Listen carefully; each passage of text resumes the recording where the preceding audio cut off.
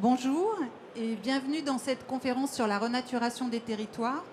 On va commencer avec un petit peu d'avance, comme ça nous permettra aussi éventuellement de prendre des questions et de pouvoir échanger directement avec vous à l'issue de notre présentation. Donc je me présente, je suis Kathleen Monod, coordonnatrice thématique sur l'aménagement du territoire à l'Office français de la biodiversité et j'ai le plaisir d'animer cette conférence sur la renaturation des territoires aux côtés de Stella Gass, directrice de la Fédération nationale des Scots, Karine Hurel, déléguée adjointe à la Fédération nationale des agences d'urbanisme, et Anne Lefranc, coordonnatrice sur la sobriété foncière à l'ADEME, l'Agence de la transition écologique.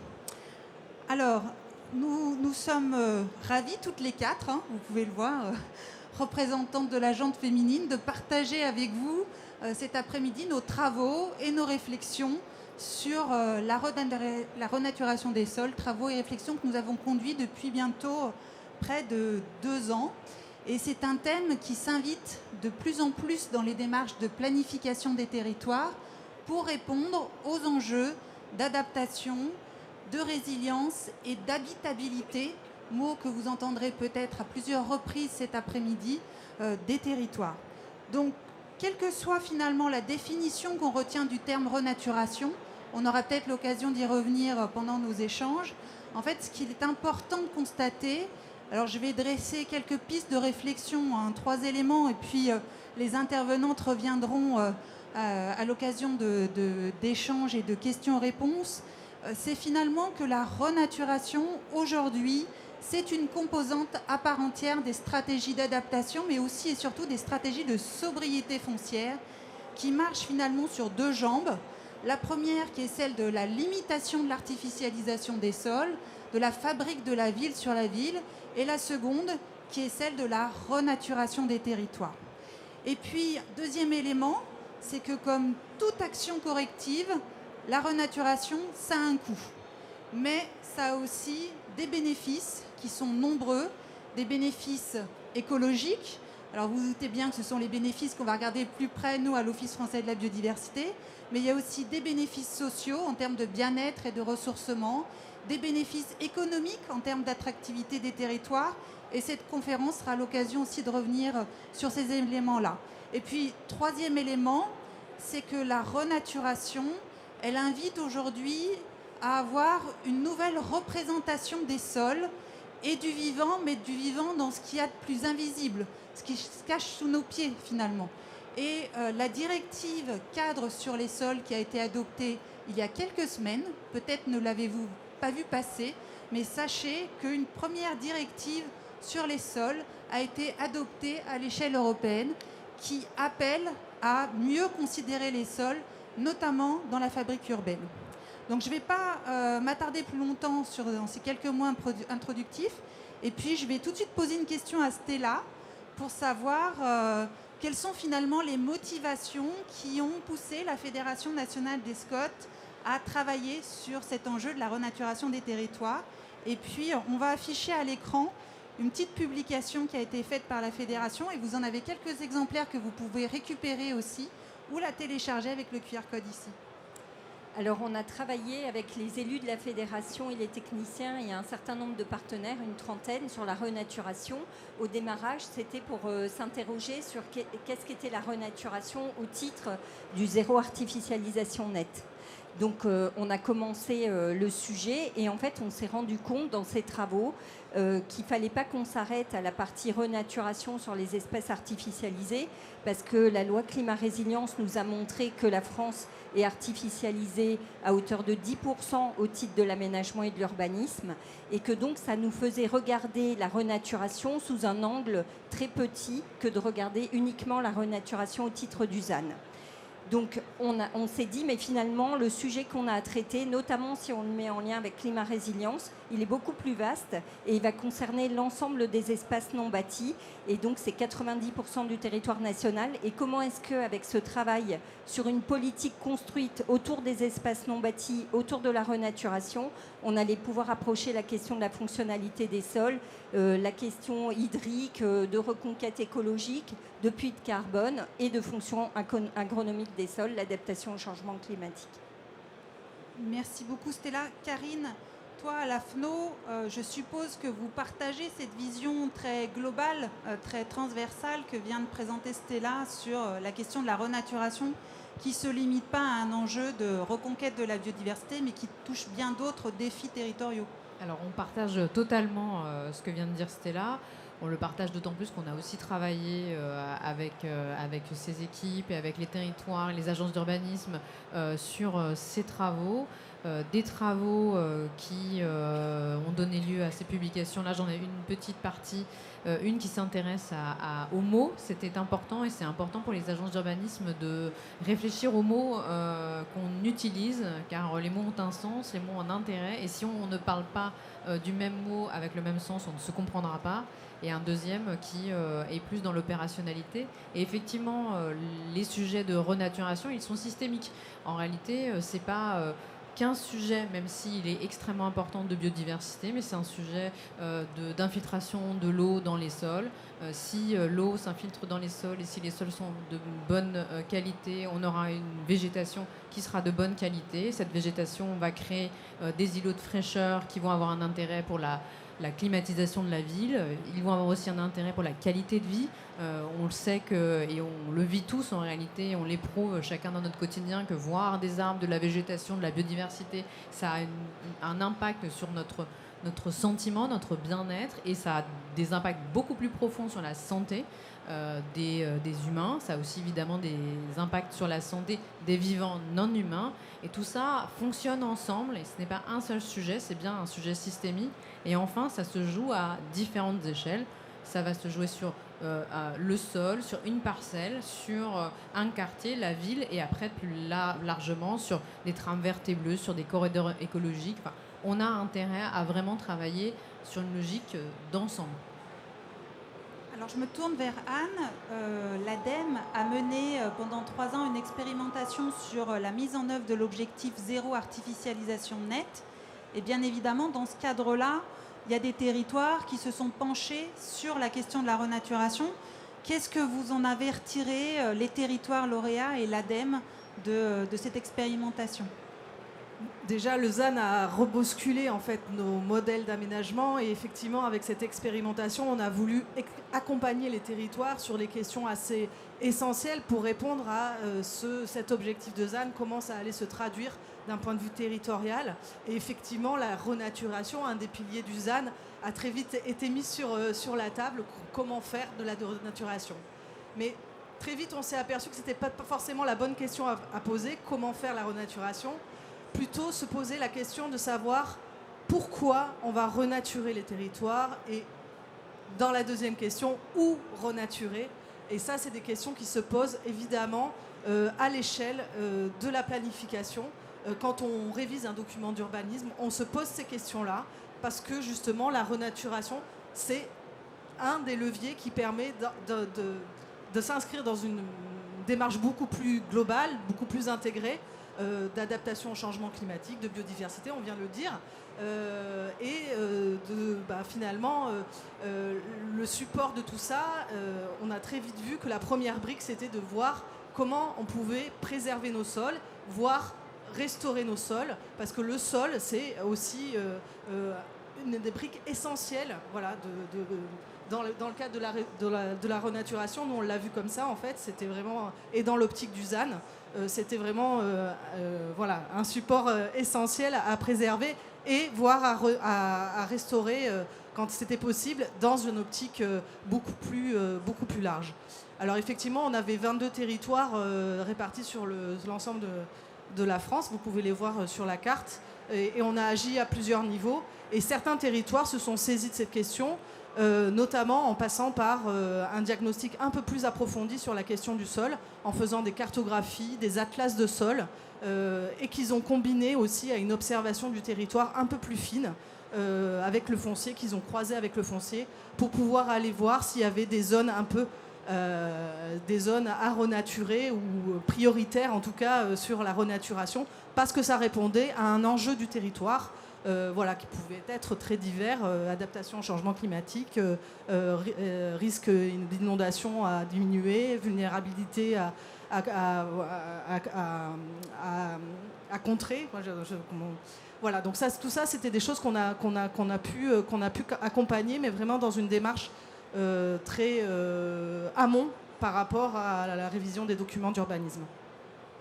Merci beaucoup. Je crois que tu as un certain nombre de ressources aussi à partager sur expérimentation urbaine, c'est ça? Oui, on arrive au bout des 3 ans de l'expérimentation avec effectivement beaucoup de travaux qui ont été conduits de par les territoires et au niveau national.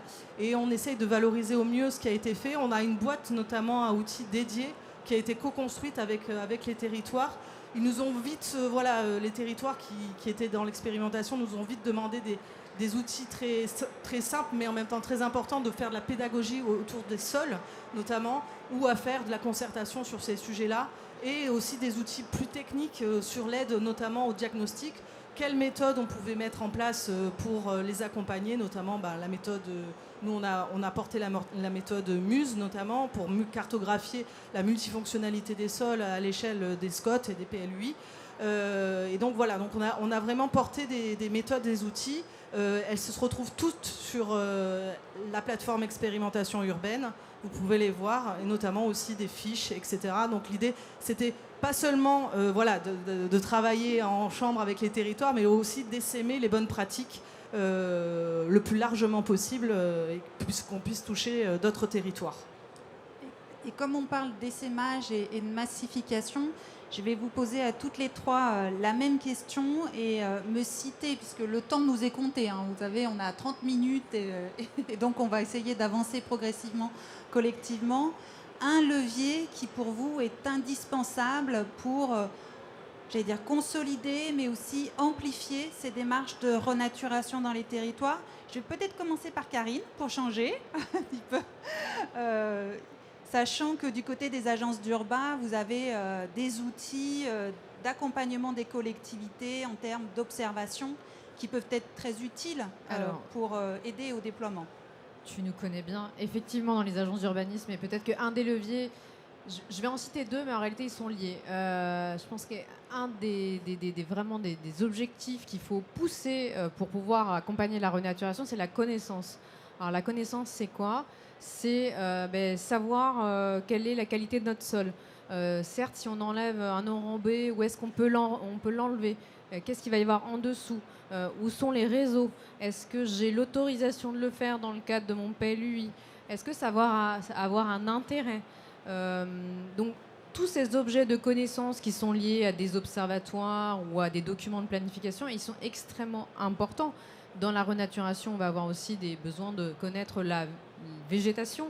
Et de plus en plus, dans les objets de transition climatique que l'on connaît aujourd'hui, planter des espèces qui sont adaptées au changement climatique, ça a un sens et ça va être un impératif. Donc on a besoin de cette connaissance. On a besoin de cette connaissance aujourd'hui dans des objets que l'on ne connaît pas forcément très bien en réalité. La qualité de nos sols, on ne les connaît pas toujours très bien, surtout aussi en ville. La végétation, c'est des objets que les urbanistes regardaient peu jusqu'à présent, alors qu'on a vraiment besoin d'aller sur tout ce champ d'informations qui vont nous permettre de nourrir les observatoires qui vont eux-mêmes accompagner la transition et la planification. Et le deuxième élément qui en fait est très lié, mais qui, et je pense, est stratégique, de mon point de vue pour les agences, c'est la représentation. Se représenter les enjeux du vivant non humain, c'est important. On a parlé du sol. En fait, on a quand même des représentations cartographiques qui sont à plat. En fait, on les regarde sans voir la profondeur, sans voir le vivant, sans voir les connexions qu'il peut y avoir dans les vivants non humains, notamment les arbres. On sait que les arbres se parlent en fait, ou échangent, ou sont liés les uns les autres avec le système racinaire. Si on ne le montre pas, si on ne l'observe pas, si on ne le connaît pas, on ne pourra pas changer nos modes de faire. Donc c'est vraiment connaissance, et allier cette connaissance, la représentation, qui pour les agences d'urbain est stratégique, mais qui en fait est un des éléments de plein d'autres éléments de stratégie. Oui, je pense que c'est important d'insister sur cette question de la connaissance. J'en profite pour dire que l'Office français de la biodiversité accompagne les collectivités, notamment à travers le financement d'Atlas de la biodiversité communale, qui permet de mieux connaître la biodiversité d'un territoire et qui peut ainsi aider à enrichir le diagnostic territorial. On accompagne aussi les collectivités à travers le déploiement d'un inventaire collaboratif de son petit nom POGEIS, qui signifie inventaire des sites à fort potentiel de gains écologiques et qui est une méthodologie pour évaluer en première intention le potentiel de gains écologiques présenté par un espace qui, en milieu urbain, sera le plus souvent dégradé. Et vous dire aussi qu'il existe des animateurs régionaux qui peuvent vous conseiller pour le déploiement des solutions fondées sur la nature, en particulier au sein des agences régionales de la biodiversité ou des directions régionales de l'OFB. Je me tourne vers Stella parce que je crois que toi aussi tu avais à cœur de partager un levier important pour le déploiement des démarches de renaturation. Alors, le premier levier, en fait, c'est d'avoir un portage politique et un projet politique sur les espaces non bâtis pour avoir une stratégie écologique territoriale dans laquelle on va définir des espaces de renaturation et on va mettre en œuvre une vraie politique d'action adossée à cette stratégie. Pour nous, c'est très important et dans ce cadre-là, on accompagne une trentaine de territoires dans le cadre du Life Biodive France qui est porté par l'OFB et où on a 3 parcours d'accompagnement de ces territoires. Un sur la définition, l'élaboration, la mise en œuvre de la stratégie écologique territoriale, un autre sur la définition des zones préférentielles de renaturation et un troisième sur une meilleure intégration des sols dans la planification. Merci beaucoup. Anne, je me tourne vers toi parce en préparant cette conférence, on a évoqué un sujet qui est un peu sous les feux de l'actualité en ce moment, mais qui est un peu le nerf de la guerre aussi. Oui, le levier financier est aussi important. Je pense qu'on a tendance à l'oublier, mais aujourd'hui, la renaturation, elle est portée principalement par les collectivités, il ne faut pas l'oublier. Même si aujourd'hui, on a effectivement des subventions, que ce soit dans le cadre du Fonds vert, du Fonds friche, la Banque des territoires aussi participe avec des prêts bonifiés sur cette partie-là. Effectivement, mais l'idée, ça serait de pouvoir peut-être repenser le modèle économique. Aujourd'hui, on n'y est pas encore, mais repenser le modèle économique en plaçant aussi peut-être les entreprises peut-être dans ce schéma, peut-être pas avec une contribution volontaire ou autre. En tout cas, voilà, le modèle économique doit être réfléchi parce qu'aujourd'hui, la renaturation, effectivement, elle a une valeur importante pour les territoires, mais effectivement, il faut amorcer au départ. Et ça, c'est vrai, un coût notable. Voilà. Donc c'est un des chantiers qui doit être ouvert là, notamment, en tout cas dans le cadre du débat parlementaire qu'on a aujourd'hui. Il faudra effectivement ce sujet ait été identifié et sur la table. Maintenant, on attend un petit peu les décisions. Je me permets de rebondir parce qu'en fait, effectivement, ça a un coût financier, mais parce qu'on ne le mesure pas à l'aune des investissements et des impacts que l'on pourrait avoir, notamment sur la santé. Ce que je disais au tout départ, et on le sait en fait tous, parce qu'on l'éprouve au quotidien, avoir des plantes à notre vue que l'on peut tester. C'est bien aussi pour ça qu'on met des courtoisies, qu'on met des parcs, qu'on renature, qu'on s'est beaucoup battu pour que le ZAN, ça soit aussi du comptage de la renaturation dans les espaces urbains. En fait, aujourd'hui, on a l'impression que la renaturation, c'est un coût. Effectivement, c'est un coût pour les collectivités. Mais si on n'intègre pas dans notre calcul, et il faut trouver tous les leviers financiers, il ne faut pas être naïf, mais dans notre calcul, le fait que ça va être un bénéfice pour la santé à moyen terme et à long terme, et bien effectivement, on ne trouvera pas de solution. Or, c'est des vrais bénéfices, c'est des vrais gains pour la santé. Et c'est des vrais gains aussi pour l'espace public, c'est-à-dire intégrer des nous dans la ville, de la renaturation horizontale, des jardins de pluie qui vont nous permettre aussi d'avoir plein de bénéfices pour gérer la ville, mais faire des espaces paysagers de qualité. C'est des gains qu'il faut savoir monétiser d'une certaine manière, même si aujourd'hui on n'a pas les leviers. Et comme on est dans un lab adaptation et risque, c'est aussi bien évidemment un gain en termes de prévention des risques, d'adaptation des territoires, car on le sait, la multiplication des zones d'expansion de crues grâce à la renaturation, la réouverture des cours d'eau sont des solutions qui permettent de prévenir les risques avec des solutions avantageuses dans le temps. L'heure tourne, donc je me permets de vous poser une dernière question peut-être avant de de prendre aussi les questions des participants d'aujourd'hui. Et on l'a vu, en fait, renaturer, c'est pas seulement verdir ou ramener de la nature en ville, c'est aussi un peu changer les modes de faire, décloisonner, c'est mettre ensemble la voirie, l'urbanisme, la santé, la biodiversité, les paysages, les risques. Et donc, dans ce changement de pratique, est-ce que vous auriez un petit conseil à donner, un petit mot-clé que vous avez envie de partager cet après-midi? C'était là. Alors nous, ce qu'on préconise auprès de nos élus, c'est de refonder l'écosystème d'acteurs qui travaillent autour d'eux, et notamment en associant beaucoup plus le privé que ce qu'on a fait jusqu'à présent.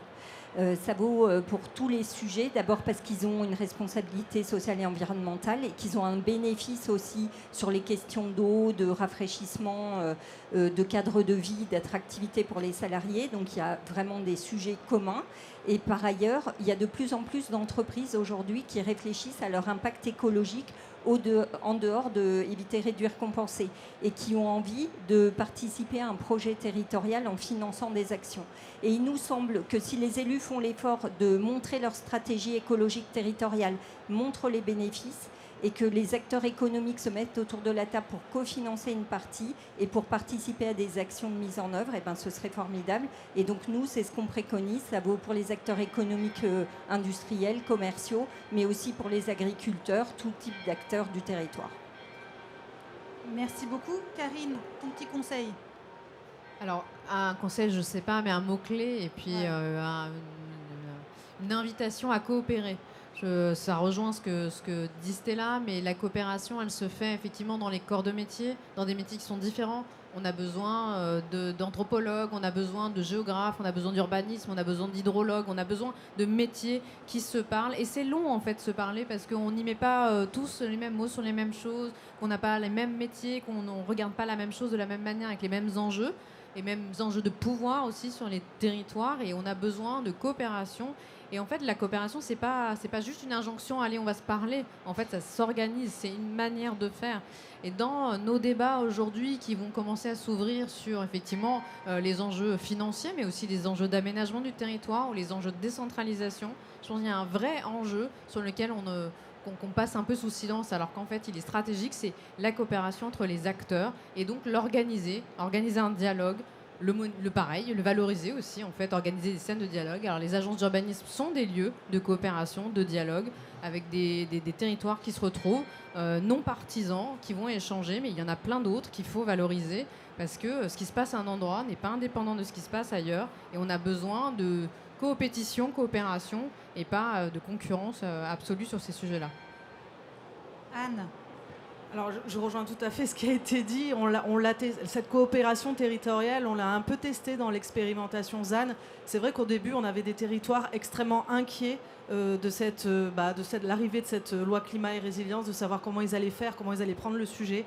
Et en fait, ils sont arrivés un peu en mode calculette, en se disant qu'est-ce que j'ai droit, comment je vais compter mes espaces, est-ce que je vais retirer avec la renaturation, et finalement en faisant plus-moins, voilà, avec un esprit très calculette. Et c'est vrai qu'on a essayé d'impulser une vraie réflexion en dehors de la calculette, justement, à avoir une vraie réflexion au sein des territoires en termes de coopération, effectivement, en mettant les compétences autour de la table, en posant les choses sur des études très scientifiques, techniques, d'observation du territoire, voir quels étaient les enjeux de son territoire d'un point de vue foncier, démographique, d'un point de vue sol également, quelles étaient les questions qu'on pouvait se poser pour son territoire, et en réussissant à mettre un peu toutes ces questions autour de la table, en basant effectivement après aller chercher des données du territoire, pas toujours très simple, mais bon, en donnant un peu de méthode, on arrive quand même à bâtir de vraies stratégies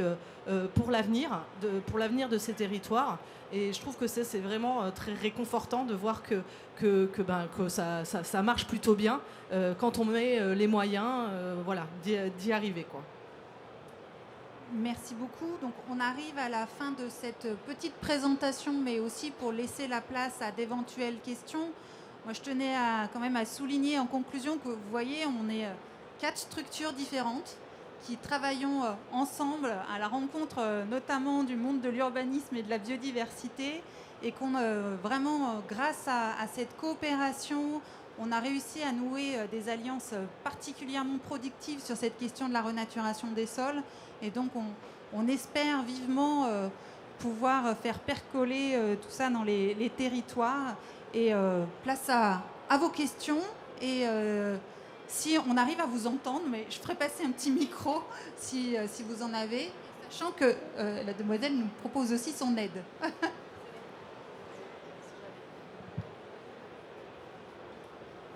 N'hésitez pas si vous avez des questions. Eh bien, sur les exemples de territoires, les 22 territoires que vous citiez tout à l'heure dans l'expérimentation par rapport à la trajectoire ZAN, est-ce qu'il y a des projets qui ont pu justement impliquer des acteurs privés ? Alors oui, on a travaillé notamment sur la question des zones d'activité économique. Aujourd'hui, on sait que c'est un sujet important à traiter, alors que voilà, aujourd'hui dans le cadre des stratégies territoriales de développement, on oublie un peu ces zones qui sont un peu parfois délaissées en termes de voilà, et c'est des gisements qui sont assez importants à aller chercher justement, et donc aussi à questionner en termes de mixité, etc. Et donc des territoires sont allés faire des inventaires de zones d'activité économique avec des enquêtes faites auprès des entreprises assez poussées pour justement bien faire correspondre l'évolution de ces zones d'activité avec les besoins identifiés du territoire en termes de développement économique notamment. Donc voilà, replacer la question quelque part de la réponse aux besoins et re-questionner les entreprises qui viennent sur son territoire, voir quelles sont les possibilités aussi d'autres entreprises, parce que c'est vrai que ça peut avoir une pression, on peut avoir une pression foncière assez importante, voilà, liée à l'implantation d'entreprises sur son territoire. Donc voilà. Et très concrètement, nous, on a travaillé avec, par exemple, le groupe Lidl, qui travaille sur de la renaturation. Coopérative U aussi mène beaucoup de projets. Donc les acteurs du commerce, parce qu'ils sont directement concernés par la mise en œuvre de la loi climat résilience depuis 2021, ils ont beaucoup expérimenté. Mais vous avez des groupes comme, par exemple, on s'y attendrait pas, LVMH, qui a une enveloppe financière pour de la compensation de renaturation volontaire, comme par exemple le groupe La Poste aussi. Et nous, on coopère beaucoup avec la Fédération française du bâtiment, le pôle habitat, avec le MEDEF, où on discute de ces sujets pour aller plus loin. Et je rencontrais récemment une avocate qui accompagne beaucoup de chefs d'entreprise industriels et qui me disent qu'ils ont beaucoup envie de coopérer sur ces types et qu'ils ont mis en place des financements. Donc je pense que c'est plutôt à la sphère publique d'interroger le panel d'acteurs de son territoire, en allant tout azimut, parce qu'il y a beaucoup plus d'acteurs qui travaillent ces sujets qu'on ne le pense.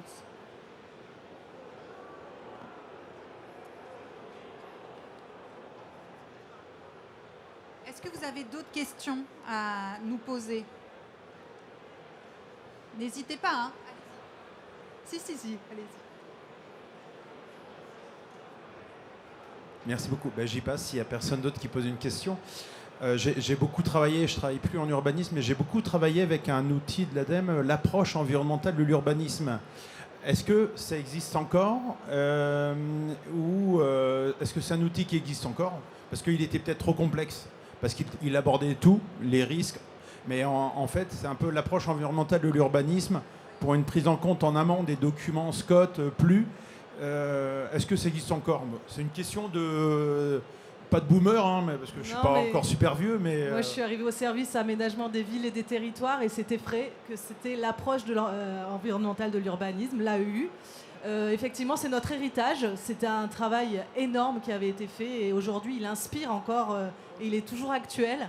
On se sert encore de la méthode, voilà, on porte un petit peu cette méthode-là, mais c'est vrai qu'aujourd'hui, on ne la déploie pas avec des aides financières, voilà, par manque un peu de moyens aussi. Mais ça transpire dans tous les documents que l'on traite aujourd'hui, qui sont publiés par l'ADEME. C'est-à-dire qu'aujourd'hui, à l'échelle de la planification territoriale, il existe des outils assez particuliers qui permettent aussi de mieux prendre en compte ces questions-là le plus en amont possible. Voilà. Et notamment, j'ai oublié d'en parler, l'héritage aussi, c'est derrière qu'on aide les territoires à prendre en compte la question de la sobriété foncière et la question du sol notamment dans les démarches de planification. Voilà, donc c'est Planisol, j'ai oublié d'en parler, si on peut remettre peut-être la slide. Et ça permet d'avoir une aide financière. Voilà, aujourd'hui c'est dégagé sur 4 régions, voilà, donc c'est limité, mais on aide des territoires à mieux prendre en compte ces questions-là dans une démarche progressive, dans un parcours, on va dire, diagnostic, stratégie, opération, et on aide aussi ce qu'on appelle le changement de comportement, au changement de pratique, en aidant par exemple à faire de l'animation et de la sensibilisation sur ces questions, parce qu'on voit encore qu'il y a encore énormément besoin de faire de la pédagogie sur ces questions-là notamment. Donc voilà, on est dans l'héritage un peu. Il nous reste une dernière minute, une éventuelle question complémentaire ou finalement ce qu'on vous a raconté vous parle assez et vous donne des sources d'inspiration pour la suite. On a pas mal parlé des sols parce que pour nous c'est important de les mettre en visibilité. C'est souvent un compartiment oublié, mais sachez qu'ils accueillent près de 2 tiers de la biodiversité terrestre. Souvent, vous voyez passer des chiffres sur 25% de la biodiversité. Les dernières études qui ont été conduites sont un petit peu plus importantes que ça. Et on est sur 2 tiers de la biodiversité terrestre aujourd'hui accueillie dans les sols. Et c'est la raison pour laquelle, dans tout le travail qu'on mène collectivement sur la renaturation, on en profite pour insister sur la préservation et la gestion durable des sols, ainsi que sur leur renaturation, et donc sur l'intérêt, bien évidemment, de l'objectif zéro artificialisation nette pour les territoires. Alors, on va vous quitter, vous souhaiter une excellente après-midi et un très bon salon. N'hésitez pas, on a les publications. Voilà, il y a les publications sur... Ouais. Parce que Stella ne va pas repartir avec. Elle a le sac à dos assez plein, donc s'il vous plaît, déchargez-la.